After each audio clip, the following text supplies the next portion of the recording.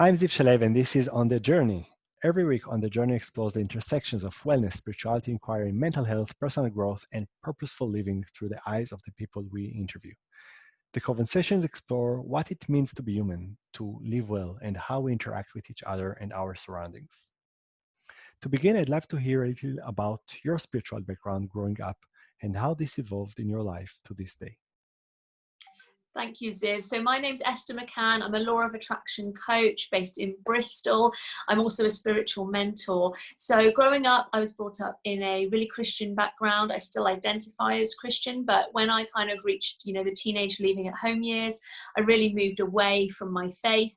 But when I got to the end of my 20s, I initiated a divorce. I wanted to go through a divorce process.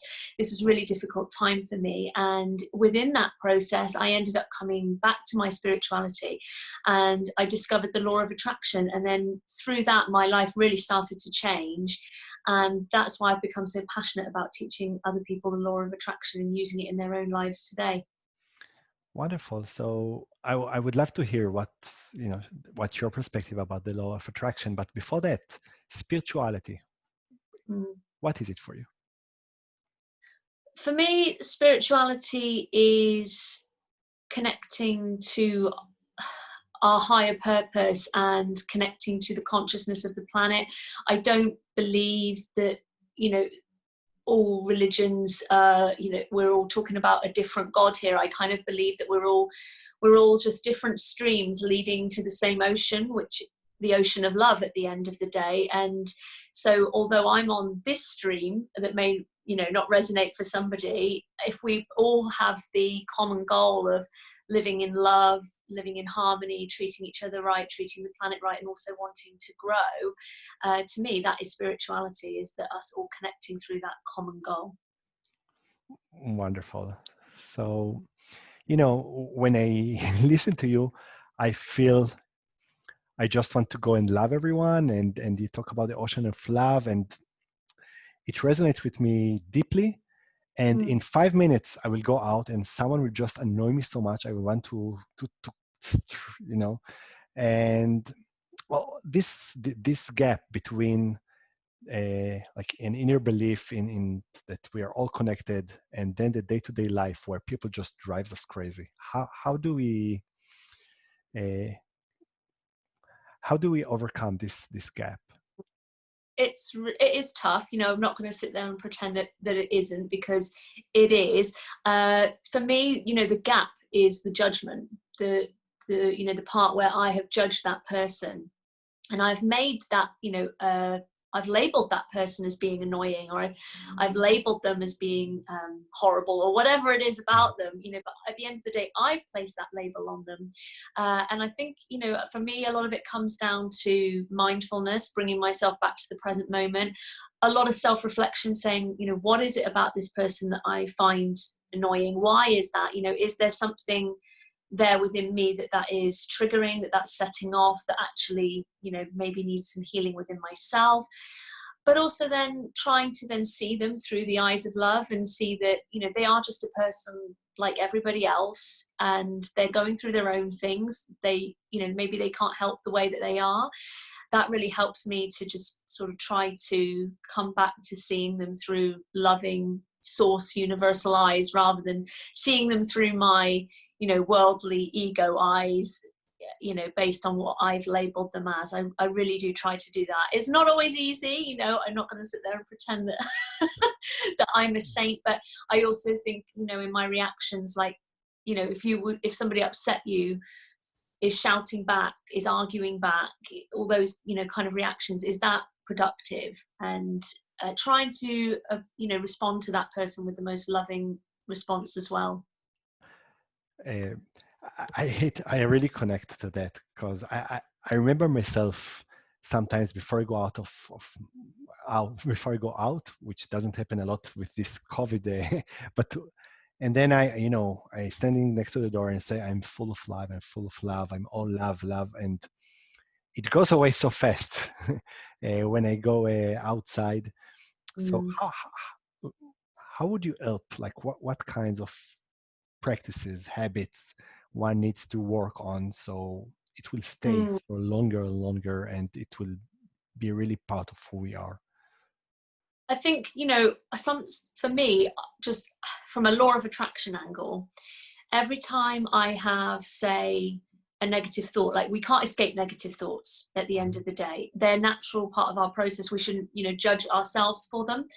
But sometimes, if I'm having negative thoughts and it's say consuming you, it's consuming your day. It's normal to have ones that fleet in and out. But if it's really consuming my day, I will always say to myself, what am I attracting right now? What am I attracting into my experience? Because I know that if I'm just giving my focus to all the things that are, winding me up, all the things, that I say negative in my day, when I think about that, it makes me go, you know what, this really isn't worth getting stressed over, because at the end of the day, everything is temporary anyway. There's, they always say, if it's going to matter, is it going to matter in 5 years? Of course it's not, that so and so annoyed you. So I always try to think like that, like this is not permanent. This is a temporary situation. I find a lot of relief in that.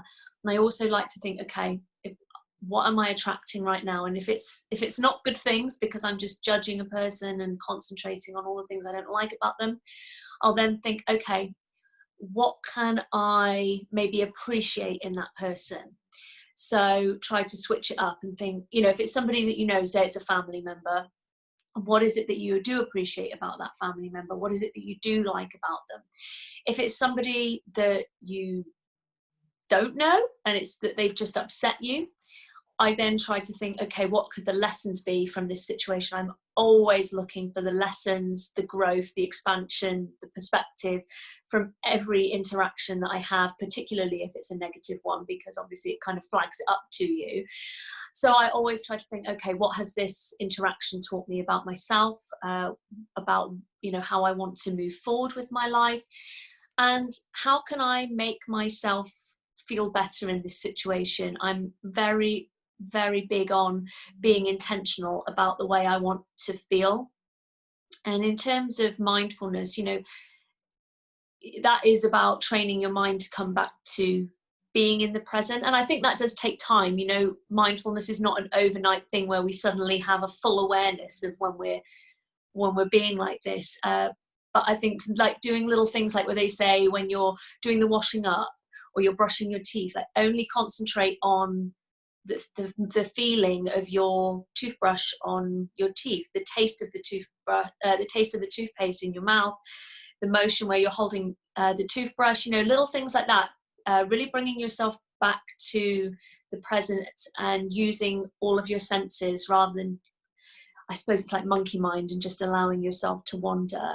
It takes some practice, but I think it all pays off if you're willing to put the effort in. So we're practicing mindfulness through the day-to-day things that we do anyway. And then you talked about reflection, like looking back at how we behaved or thought or felt, and then see if it's aligned with who we want to be. So I think you touched a bit about what is the law of attraction for you, but can you elaborate? Yes, the law of attraction for me is understanding that my thoughts and my feelings, but actually predominantly my feelings, are the signal that I'm putting out into the universe, and what comes into my experience is a direct reflection of that. A lot of people talk about your thoughts, are what are creating your reality. But for example, if you're somebody that say they don't really love themselves, at a core level, there's a deep limiting belief there that they don't love themselves. Sometimes just saying I love myself is just not enough. The thought I love myself isn't enough, because you need to heal what it is that's behind it. So actually I'm very much focused on the way that I feel and concentrating on caring about the way that I want to feel daily. Like, if I could break it down and be, super intentional and be like hour by hour, minute by minute. But yeah, caring about how I want to feel on a daily basis and setting that intention every day, saying, okay, this is what I want to feel. Because I want to attract more experiences into my life that match those feelings. That is the law of attraction in motion for me. Great, great, Esther. It's really inspiring and sounds like daily, long-term work that we all need to do. Yeah, definitely. It's like I said, like when with mindfulness, we've got opportunities to be present at every moment in the day with ourselves, in the conversations that we're having. You know, there's a lot of times where I think, oh, was that the most mindful response I could have given? Probably not. And the same, you know, goes with law of attraction. The two go hand in hand because you are creating your future through how you feel in the present. So really concentrating on the way you want to feel, the way you want to respond in every present moment is going to impact your future. So when they say, you know, your power is in the present, for me, that is a very, very true statement. It couldn't be more accurate. Great. Esther, we are heading to the end of this interview. And just before we finish it, I would like to ask you what question I didn't ask you and I should have. What question you haven't asked me? What would be the biggest piece of advice that I could give to somebody right now? So I would like to ask you something. What is the biggest piece of advice you can give to somebody? The biggest piece of advice that I can give to someone in 2020 is please don't feel limited by what you perceive to be the reality that is going on around you at the moment, because law of attraction is all about having faith in a future that is unseen yet, but it can come through for you. That is law of attraction, is having faith despite you not seeing the physical evidence yet of what it is that you want. And obviously with everything that is going on in the news and in the world, you know, we really are bombarded with quite a lot of negative information. And I just want to encourage everybody to keep dreaming big, to keep, you know, dreaming that things are possible for you, because they are. Maybe they won't come to you in the kind of preconceived notion you've got that, you know, it has to go in this set of circumstances. But when you are manifesting and using the law of attraction, what you desire can come to you in some very unexpected ways, some very interesting stepping stones. So I just want to encourage people not to lose faith. Please, you know, keep dreaming, keep having faith that what you want is still possible, despite the outside circumstances possibly telling you different.